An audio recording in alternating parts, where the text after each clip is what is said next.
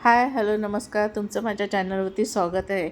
आज मी तुमच्यासाठी क्रिस्पी आणि चविष्ट साबुदाणा वडे बनवले आहेत। घरात सगळ्यांना आवडणारा झटपट उपवासाचा पदार्थ तुम्ही नक्की ट्राय करून बघा।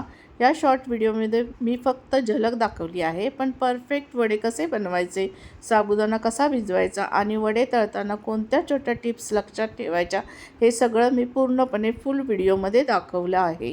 त्यामुळे ही रेसिपी आवडली असेल तर पूर्ण स्टेप बाय स्टेप रेसिपीसाठी माझा फुल व्हिडिओ नक्की पहा।